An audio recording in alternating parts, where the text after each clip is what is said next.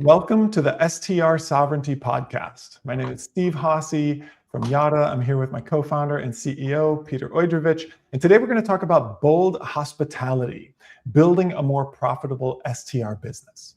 Now, in hospitality, it feels like you should play it safe. You want to make sure that the guests are taken care of. But the fact is, playing it too safe can have your business stuck. We're going to talk about the entrepreneurial mindset that will help you build a stronger, more profitable short-term rental business. We're entrepreneurs over here at Yada, and the best operators that we work with share certain things in terms of how we're building the company, and we just want to share some of those secrets with you in hopes that you can be more bold with your hospitality and build a better STR business.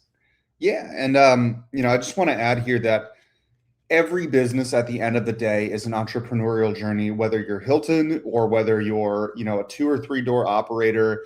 It's all a really, really, really engaging, dynamic entrepreneurial journey. And having that energy and that willing to make bold bets and willing to take risks and willing to try new things and look to the future is one of those things that every successful operator shares and every successful company shares. I mean, even enormous brands that have global portfolios like Marriott and Starwood and Accor make bold bets. They try new things. They look at new channels. They attempt different brands and products. Like Moxie is a new product that was created to target city travelers and business travelers. So if the largest hospitality brands on the planet have the guts and have the desire to take big risks and make big bets on what the future is going to look like and how they can improve their business and continue on this entrepreneurial journey, even after being around for 120 years.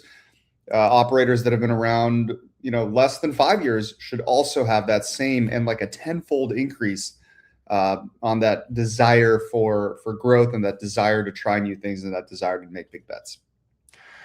That's powerful stuff, man. And what it brings to mind is, if someone is selling you the playbook for how to do this, they probably don't actually have it, right? They're probably making it up to try to get paid, because this is about you and your business and what bets have not been taken yet. If someone's saying, I know the bet you need to take, don't listen. That's why the process of thinking about this, the process of really sitting with what's unique about my operation, what hasn't been tried in hospitality yet, where can we go? Those are the directions to start looking for your own bold bets. Yeah. Why do you think it is, Steve, that sometimes we'll talk to folks who've been running a property management like a PMC for 4 or 5 years? What is it that sometimes slows folks down from continuing on that entrepreneurial journey and being as nimble and agile and driven in years 5 or 6 as they were in years 1 and 2? Well, success has its own downside, right? If things are working, the temptation to rock the boat goes down, down, down. Yeah. And, that's why it takes a level of discipline and a level of just kind of forcing the issue in terms of trying new things, especially if you're successful, because you're like, but it's already working. Trying new things is hard. Trying new things might fail, but that is the only way to ensure that the brand will continue and that you can have those growth levers. Do you sometimes feel like, in software, we have to be, I don't want to say paranoid, but we have to stay on our toes 24/7 because things can move pretty quickly. And, at Yada, one of our big obsessions is to continue innovating day and night, year after year, month after month, like never really step off the gas. Do you think that in hospitality businesses, sometimes the pace of change leads to some like a significant degradation of the entrepreneurial mindset because it's not as obvious the need to innovate and the need to drive forward? Do you think this is something that hinders operators, or it's something that helps them kind of stay relevant or kind of not make the mistakes that could damage their business? Like, how do you think about that? How do you feel about that? Yeah, it is interesting because there's definitely differences. If you're working in software and you mess something up, you just roll it back. Yeah.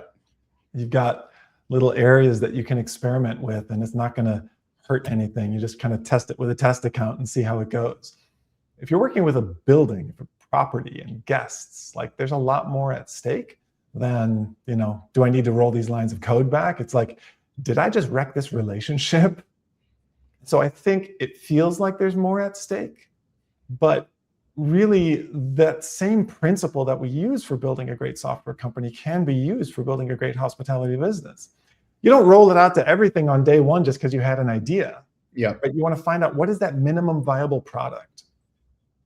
Whether it's a guest experience that you're rolling out, a new marketing channel that you're rolling out, start with something small, start with something kind of over on the edge to see, how does it work? How do people respond to it? And once you get more data, then grow it from there. So there's ways to innovate quickly without risking relationships.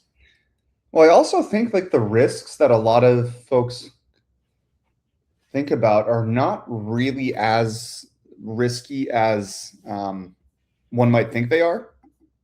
So we talk to a lot of operators who are willing to kind of rock the boat. I wouldn't even say rock the boat, but like willing to grow their marketing operations at scale. And then we talk to some operators for whom the potential of like overstepping and overreaching overrides their desire to grow. And I think this is frankly it's kind of like at odds with being an entrepreneur and continuing to grow a business. I think if you're, if there's more of a concern with overstepping and overreaching than there is with doing everything that you can possibly do to grow direct bookings, to grow repeat bookings, and all of these things, I think it's not going to be something that you're going to be able to sustain for 5, 10, or 15 years, just because there's always going to be a competitor. There's going to be someone in your market, someone in your area, someone who has a portfolio similar to yours, who's willing to make those plays and willing to move quickly and willing to move at scale and in a large way that can then come in and overtake you. And this, I would just kind of put together a word of caution for all of our listeners here, primarily around having this hesitation of overreaching and over messaging and over marketing.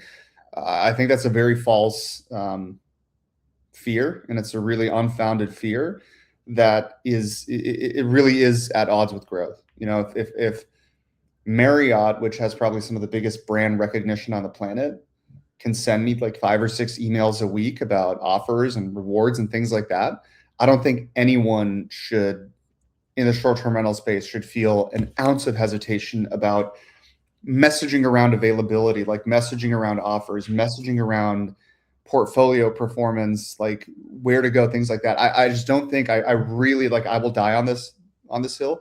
I don't think that there's any downside whatsoever, to being, I'll try not to, but there's no downside to being very, very, very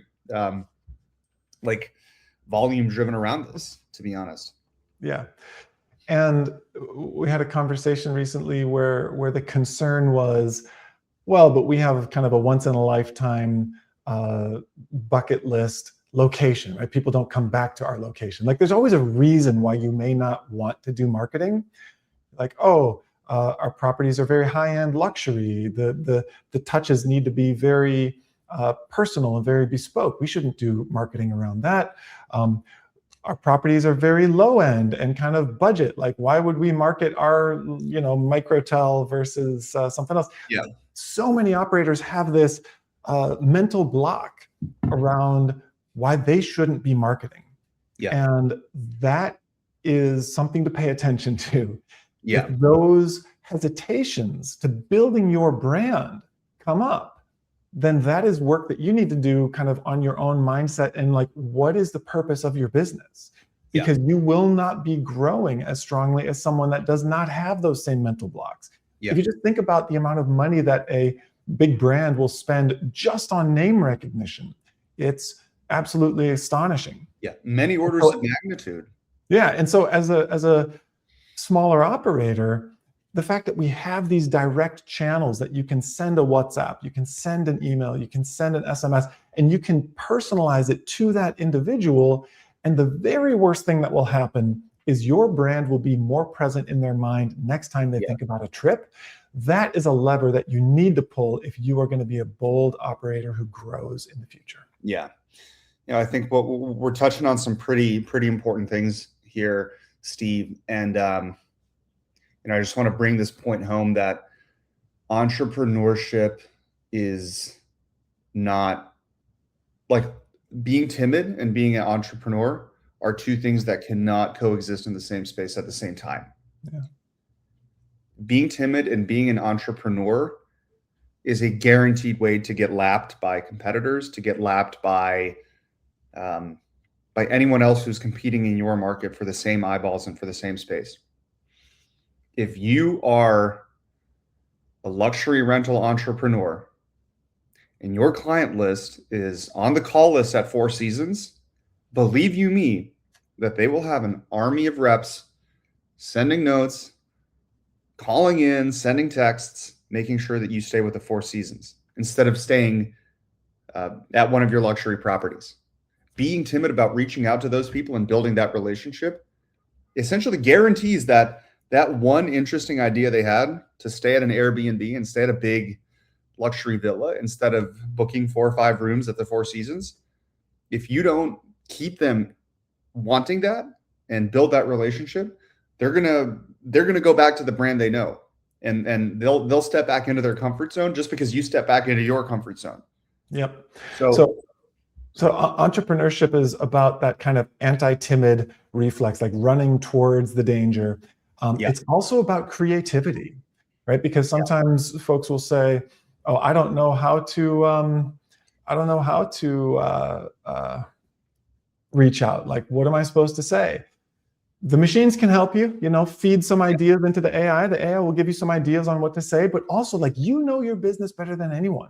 Some of the best ideas I've seen have come from operators who are just thinking. They're just cranking on, like, what would be interesting? How can I engage people? So as an entrepreneur, bold hospitality means you're on that wheel of creativity, of sparking ideas that say, what do I want to talk to people about today?